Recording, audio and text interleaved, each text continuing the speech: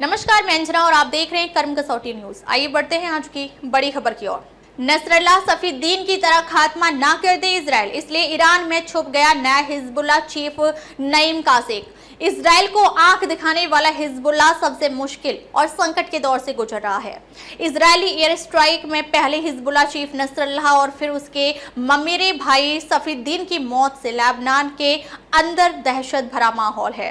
अब ताजपोशी के ऐलान से पहले ही हिजबुल्लाह का चीफ नईम कासेम गायब हो गया है और ईरान में जाकर छुप गया है। खबर है कि कासेम के भी मारे जाने का खतरा है, इसलिए ईरान के नेताओं ने इजराइल के डर से उसे निकालने का आदेश दिया था। हिजबुल्लाह लेबनान में ईरान से समर्थन प्राप्त शिया इस्लामी राजनीतिक पार्टी और अर्धसैनिक संगठन है। साल 1992 से इसकी अगुवाई हसन नसरुल्लाह कर रहे थे। हाल ही में 27 सितंबर को इजरायली एयर स्ट्राइक में हिजबुल्लाह चीफ हसन नसरुल्लाह मारा गया था। नसरुल्लाह का उत्तराधिकारी भी मारा गया। सैफुद्दीन को हिजबुल्लाह की जिहाद काउंसिल ने नियुक्त किया गया था।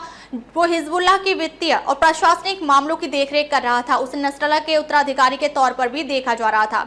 इजरायली हमलों से डर गया हिजबुल्लाह का नया चीफ। इजराइल के एक के बाद एक हमलों ने लेबनान में डर का माहौल पैदा कर दिया है और एक्टिव चरमपंथी संगठन हिजबुल्लाह की कमर तोड़कर रख दी है। हसन नसरल्लाह के खात्मे के 32 दिन बाद हिजबुल्लाह ने नईम कासेम को अपना नया सरगना घोषित किया है। नईम कासेम संगठन में अब तक नंबर 2 यानी डिप्टी चीफ की पोजीशन पर था। नसरल्लाह की मौत के बाद कासेम ने ही लेबनान की जनता को संबोधित किया था। कासेम को विशेष विमान से भेजा गया ईरान। मीडिया रिपोर्ट्स के मुताबिक ताजपोशी के ऐलान से पहले ही नईम कासेम को ईरान में शिफ्ट कर दिया गया था। वो अभी भी ईरान में रह रहा है। इजरायली हमलों की वजह से उसकी जान को खतरा है। नईम कासेम ने 5 अक्टूबर को बेरूत यानी लेबनान की राजधानी छोड़ दिया था।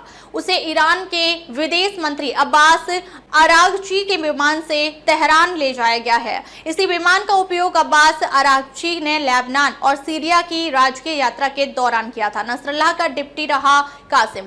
हिजबुल्लाह का निर्णय लेने वाली शूरा परिषद ने बताया कि कासेम को नया चीफ चुन लिया गया है। वो 3 दशकों से ज्यादा समय से नसरल्लाह का डिप्टी रहा है। वो 1980 के दशक की शुरुआत में हिजबुल्लाह की स्थापना करने वाले सदस्यों में शामिल रहा है।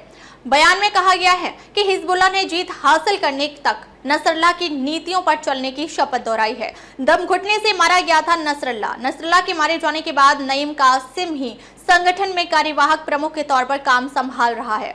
27 सितंबर को जब बेरूत में इजरायली एयर स्ट्राइक हुई तो हिजबुल्लाह की सीक्रेट बंकर में छिपा बैठा हसन नसरल्लाह मारा गया था। हमले में सीक्रेट बंकर तबाह हो गया था, जिससे नसरल्लाह की जहरीले धुएं में दम घुटने से मौत हो गई थी। दरअसल हसन नसरल्लाह जिस इमारत में था उसके आसपास के ब्लॉक में इजराइल ने 80 से 85 बंकर बस्टर बम गिराए थे।